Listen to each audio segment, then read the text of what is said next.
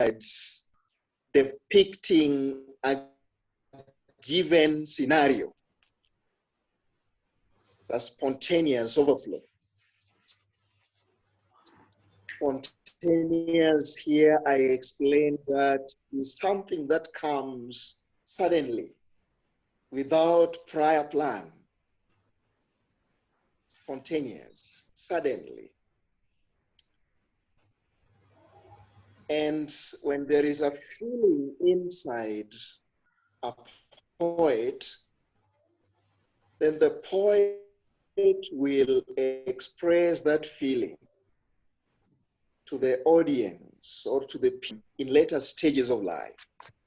And certainly, this is one area that will be tested in your exams. And therefore, the few marks that are given here should be collected in their entirety, should ensure that you collect everything, should ensure that you collect everything.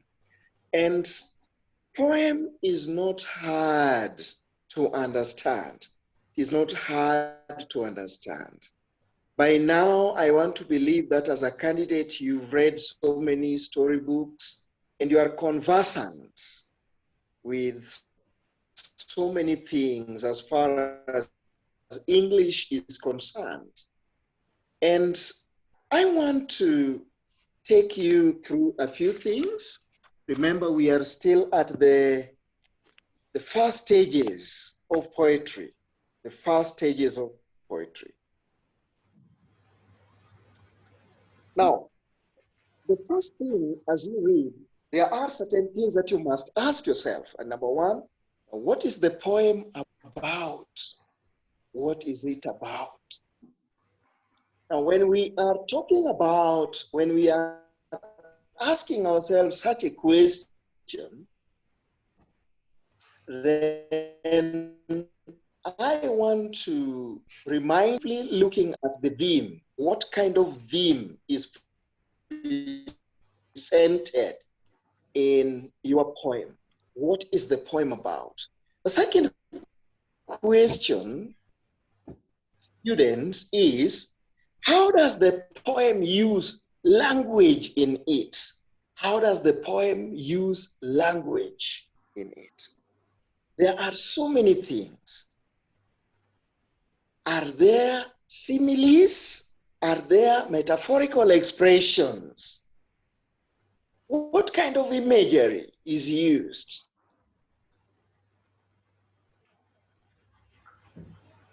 Does the poet use rhyming words? The question is, why does the poet use language in this way? What effect does he or she want to create? Is there some mood? And what kind of mood is it? Is there some mood? And what kind of mood is it? What is the tone? The tonal variation as the poet writes his or her poem. Those are some of the questions that when you come across a poem, you should involve yourself into, should indulge into as you read your poem. I want to believe that we are together up to that time. Up to this time, I want to believe that we are together. Yes, teacher, together. Thank you so much. Thank you so much. Now, yes. Yes. Malam, we are not much together. May you come again? Oh, which part? Which part? That is a Lail Sheikh. The question is that you may ask. Yes. Yeah. Question that I asked. About the question that one may ask you. Yes. Okay. I have said that as you a poem, there are three questions that you must ask yourself. Number one, what is the poem about? What is the poem about? In other words, what is the content? What is the content of the poem or the theme of the poem? What is the content or the theme of the poem? That is the first question. That's the first question.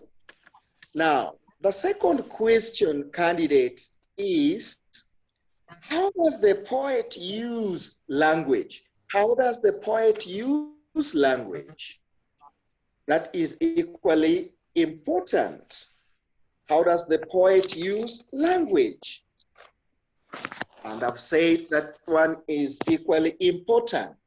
How does the poet use language? How does the poet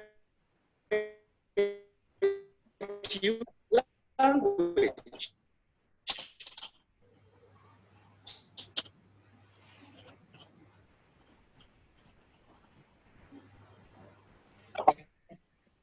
Yes, ensure that you mute your microphone.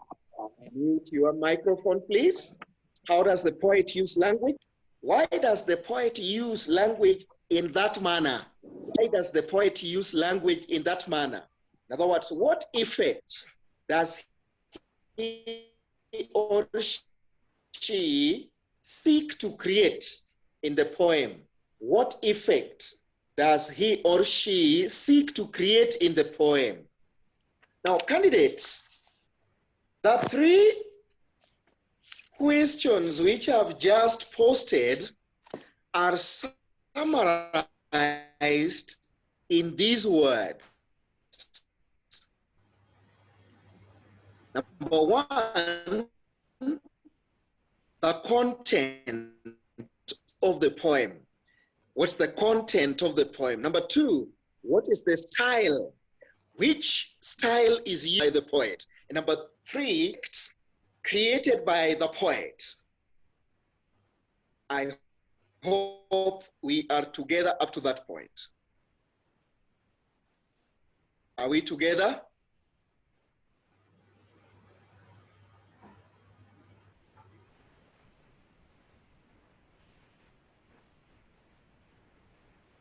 Are we together? So, are we together? Students? Yes, teacher, up to that point, we are together. Much better. Thank you so much. So let's proceed. Now, after we have understood that, then there are still certain things.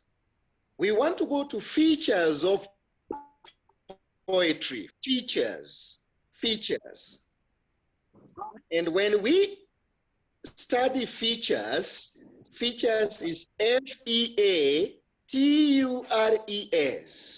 features of poetry.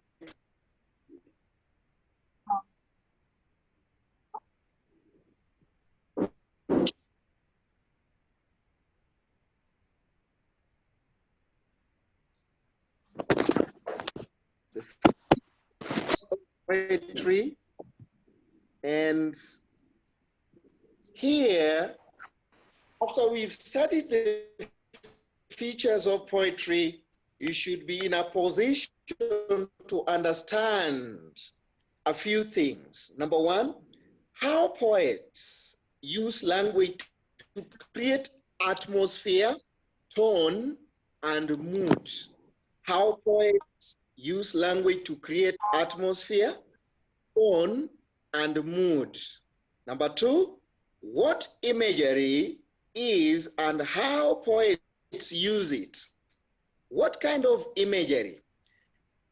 Now, the term imagery is what is created in your mind. What kind of image? The word imagery comes from image, and it entails what is created in your mind as you read a poem. Then number 3, I will expect you to understand how rhyme and rhythm can affect a poem. In other words, is there some musical effect? Do you find some musical effect in your poem? Now that is created by rhyme and rhythm. I want to believe that we are together once again up to that point.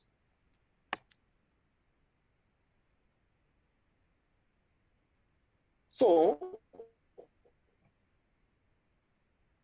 the idea of tone and of the poem, in that it is the speaker's tone or the person speaking in the poem, also known as the persona, where it can be a happy tone,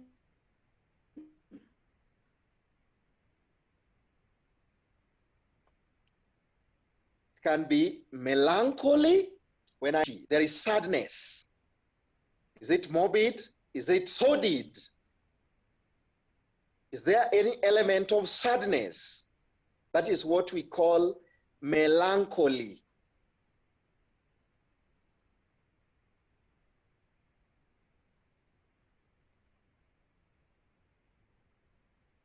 Is it bitter? Is there anybody who is mourning the loss of something? Is it somebody has suddenly died? Like right now when you are writing a poem about the current pandemic or situation in the world, then we expect your tone to be melancholic, sadness, because there is death.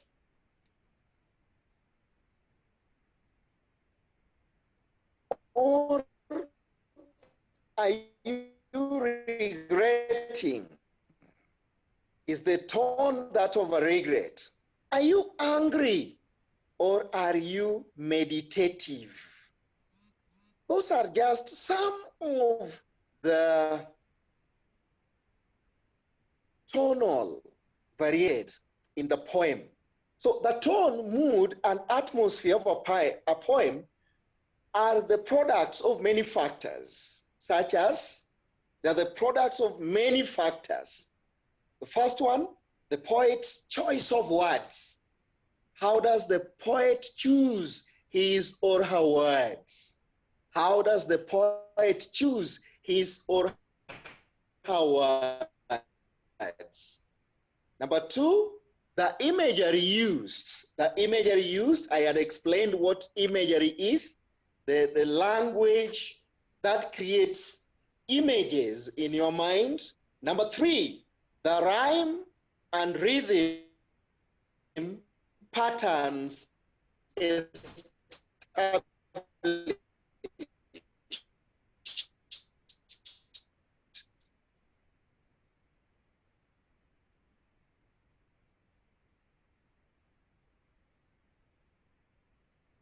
The rhyme and rhythm patterns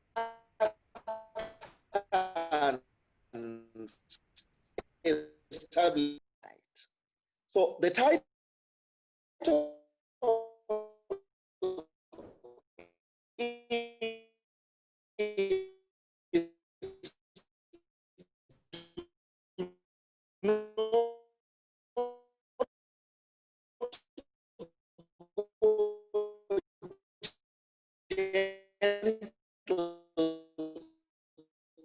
is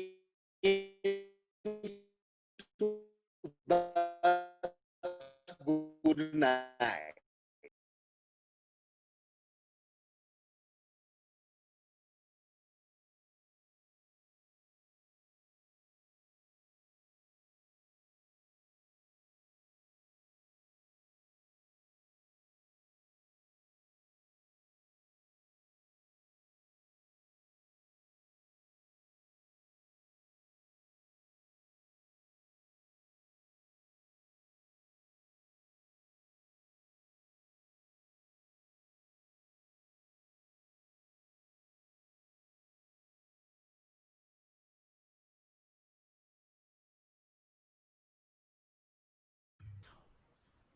Yes, Bana Washington.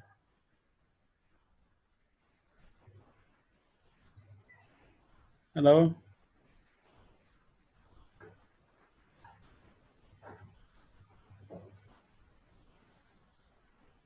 Hello.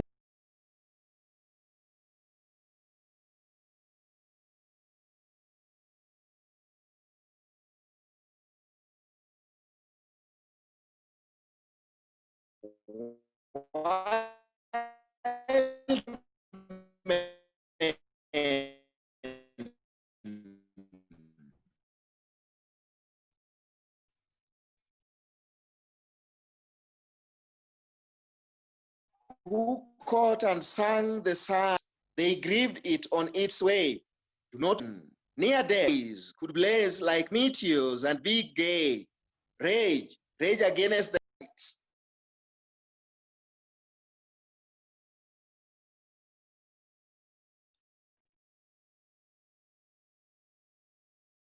So the poem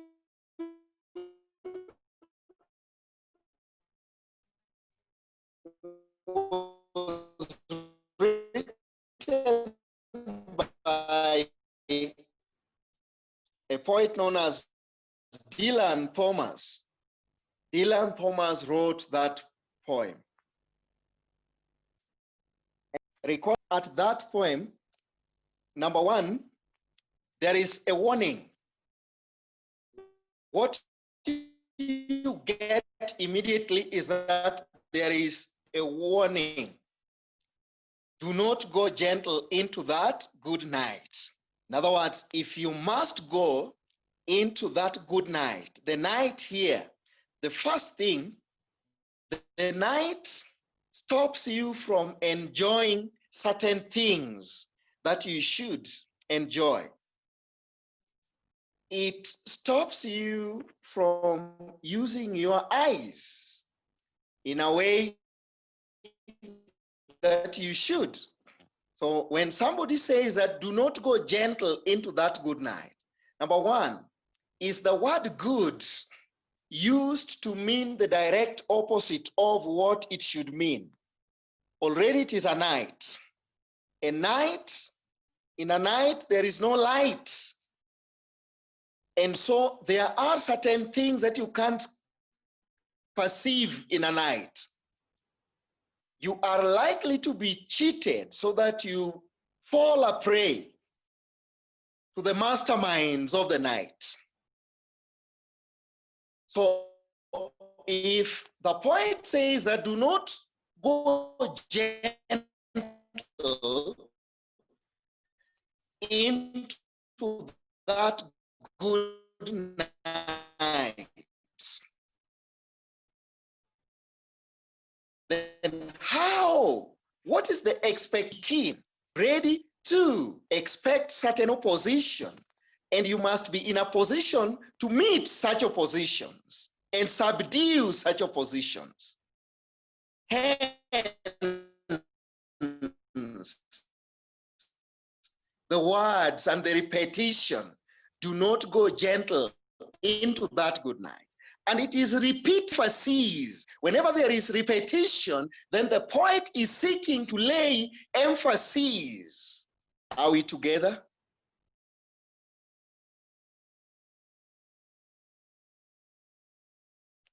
Are we together? Thank you, Hibo. I don't hear others responding. Lail, Sheikh, are we together?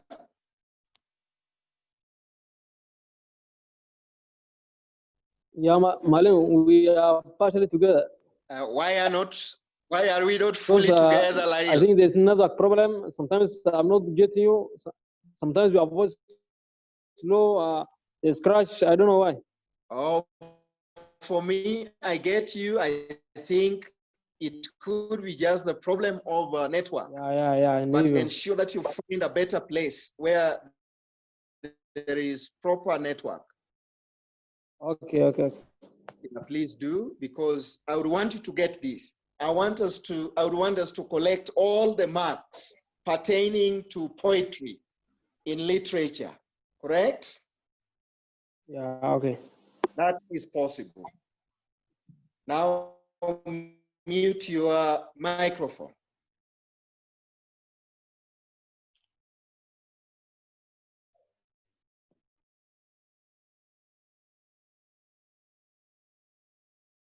Good, so I have said that here, what comes out immediately is that there is a fierce and bitter tone. There is fierce and bitter tone, which reflects the poet's feelings of anger at the prospect of his father's death. So the father has died. So at times you may have a joyous and celebratory feeling or tone, joyous and celebratory tone. But the poem which I have just read had a fierce and bitter tone. So already you can see the mood has been created. The mood has been created, candidates. The mood has been created.